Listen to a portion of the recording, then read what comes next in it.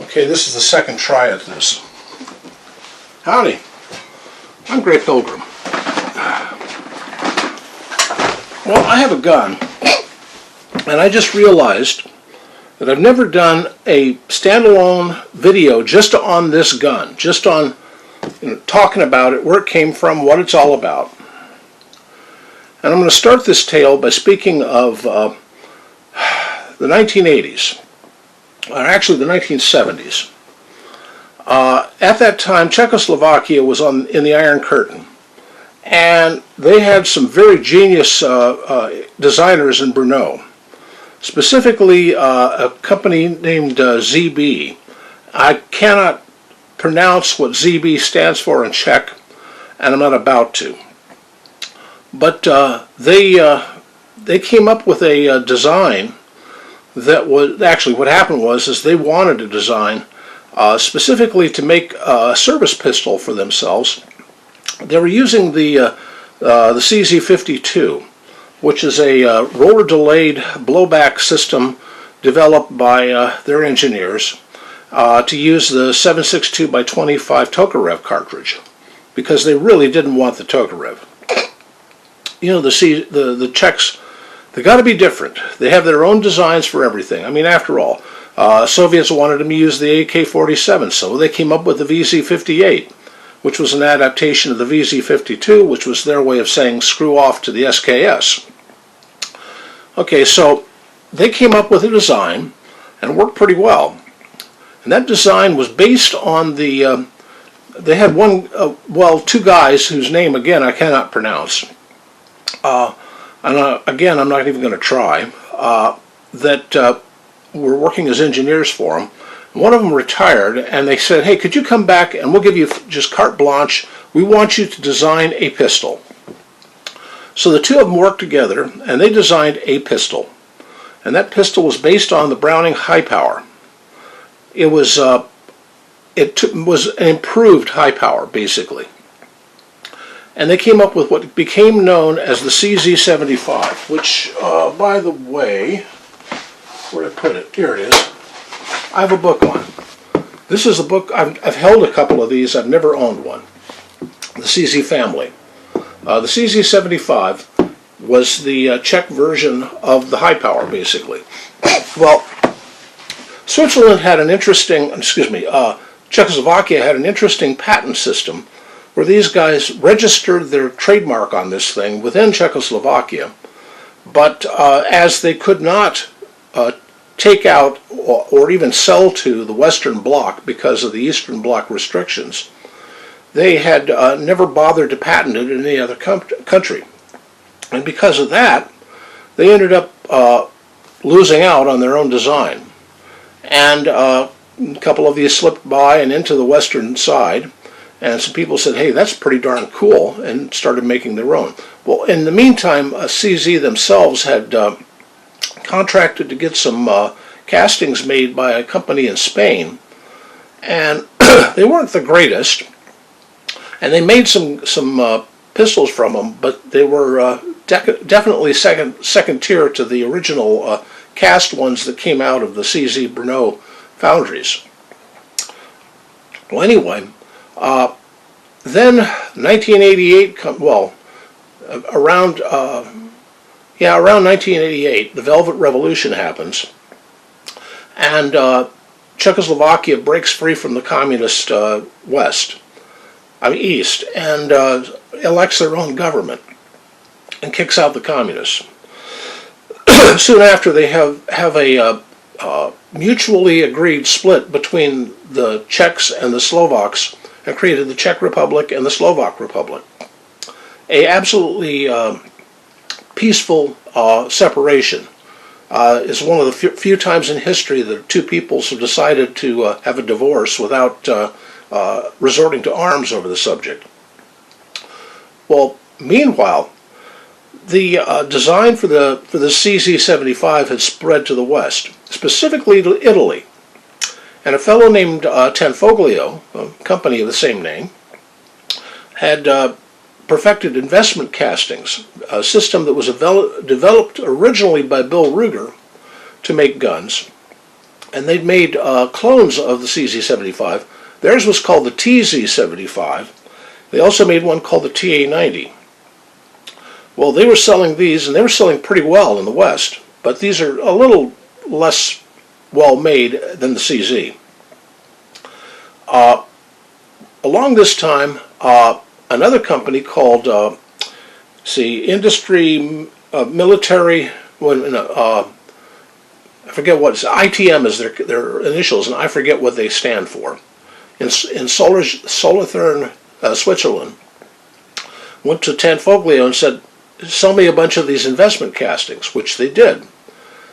Meanwhile, the ITM company had already machined out a few hundred of CZ75 clones of their very own. And those original ones are rarer than rare, if you can find one. Well, after that, they came up with the Tanfoglio investment castings that they then finished in Switzerland at Solothurn. And the fit and finish on those are absolutely superb. And this is a box that particular gun came in. It's called the AT-84, or specifically the AT-84S. And just a typical, plastic box that the pistol fits in. And this is the pistol. Happen to have it out already.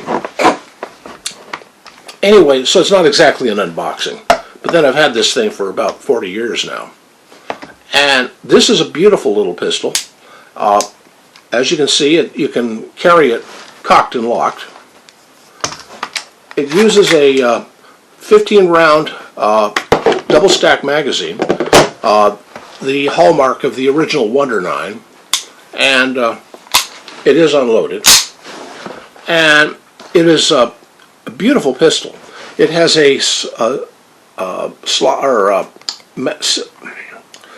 frame-mounted safety, which means that you can either carry it with hammer down for double action, or you can have it cocked and locked and carry it safely that way. Either way you like. It's a beautiful pistol. It's well designed, and I'll tell you one thing about this. Do that with any TA90 or TZ75 or any other, even the CZ75, and it'll go rattling every which way. This is built like a Swiss watch. It just works, and it's just beautiful. This is very much like a high bar, except in one respect. The takedown. You line up the witness line. Oh, first of all, I should mention the sights on this thing, superb. I don't know if you can see them, but if you'll notice, it's got a white line drawn onto a beautiful big notch sight and a white dot on the front sight. It lines up perfectly. It's very accurate. Anyway, to take down, you line up the two witness lines here, push out the safety stop, whatever, and slide the front off the rear. That's it. You can then take it down further by pulling out the spring and guide rod and the barrel. The way it works is you'll notice this kidney-shaped cutout here. That rides on this thing, back and forth, and that, as it goes back, it unlocks it and drops down. So it's a rear lock or unlocking system. Locks on these in a matching recesses here on the slide. It's a beautiful, beautiful design, in my opinion. Takedown and putting it back together again is just as easy. I used to have a Smith & Wesson Model 59. Gave it to my son. That one works similar, but it's a bear to use. The other thing to notice, the rails. They fit inside, not outside, but inside the frame. Line that up, put that back in, come on, line up, and snap in place. That's it. Works like a champ. 15-round magazine. I have not done anything to this gun specifically. No add-ons, no red dot, none of that stuff. I just like it the way it is. It's a beautiful pistol. The only thing I've done, well, first of all, I bought this. This is a Blackhawk holster. It was made for a SIG P226, and it fits it perfectly, but it also fits this AT-84 perfectly. And it's just a nice leather holster. The other thing, there was a holster maker in Idaho. He died a while back, but his company's still going. His name was Milt Sparks. And what Milt Sparks was really known for, his best seller, was he came up with a magazine pouch called the Milt Sparks 6-pack for the 1911. And it was a line of 6 magazine pouches for 1911 magazines. And it was a way of carrying a lot of extra rounds on your 1911. Well, he also made some others, including this one, and this one came with it. This is a Milt Sparks 4-pack, and it holds 4 of these CZ75 or AT-84, magazines. These, by the way, are a custom magazine for this pistol, unlike any others. And finding a spare for this thing is just impossible these days. And I happen to have 4 plus 1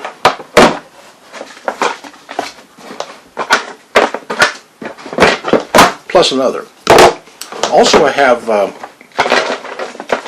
these are the original wooden grips that came with it, but it also came with these factory-made rubber grips. And I left the rubber grips on because I tried them with the wood grips. It works okay with the wood grips, but it works like a dream with these rubber grips. These are not like Pockmeyer's. These really, really fit well. And I like them. Anyway, in the event of the balloon goes up, this is the pistol that will be on my right side, with a Ruger in my pocket and a North American Arms mini revolver on the side. Just cuz. I'm a peaceful man, but I like to stay peaceful. I also love staying alive. So that is the AT-84. The AT-84 was a Swiss-made design. Oh, ITM, by the way, went under. They were bought out by a company called Sphinx, which continued to make this design. They made the AT-84. Well, first of all, ITM made this early on in 2 different designs, and it says so on the box here. 9mm and 41 Action Express. 41 Action Express was a design early on. It's a semi-rimmed or rebated rim for like a 40 Smith & Wesson, only it's made so that you can put a 9mm rim on a 40 Smith & Wesson. That's basically what it is. With that, all you need to do is replace the barrel, and that's it. Put the slide back together with a 41 Action Express barrel, and they'll fit in the same magazines. So this pistol would be able to handle 40 Smith & Wesson. It is strong enough to really deal with that cartridge. The 40 Smith & Wesson sort of fell out of favor, but long before that, the 41 Action Express fell out of favor. This was imported by Action Arms in America, and they also are the makers of the 41 AE. They also made the 50 AE, which became a little bit more popular than the 41. I have some 41 Action Express round or brass, and I could make some. You just use a 40 Smith & Wesson bullet on it and about the same reloading data. But I like 9mm, and this works just fine in 9. The earlier ones had a different model designation. This is an AT-84S. I think the S stands for Solartherm. I'm not really sure. I don't know what the designation really means. I know that the 41 or AT-84 Action Express one was AT-84P. I don't know what the P stands for either, but it works. Anyway, that's my SHTF pistol. You know, not something to carry around town, but something to, it actually normally sits right by my bedside with my Ruger under the pillow. You know, I'm a careful man. I'm a peaceful man, but I'm a careful man. And I live out in the country, and I'm getting up there in age, so, you know, hell, I'm 71. So, you know, I got to take care of various things just to make sure that I make it to 75 or even 85 if I'm lucky. You know, I don't know. You sort of notice the ticking of the clock when you get to my age. But it's a good pistol. I know that the Glock is loved these days, but I'm not a fan of polymer or plastic. I'm a fan of metal, you know, blued metal. Blued metal has always worked, still works. It's a little heavier. Carrying it around, you've got to have a bit of body strength to carry one of these, but and shooting it takes a little bit of extra effort too. But I prefer a hammer to a striker anyway, so make mine the AT-84. And that's about all I got to talk about. Happy trails!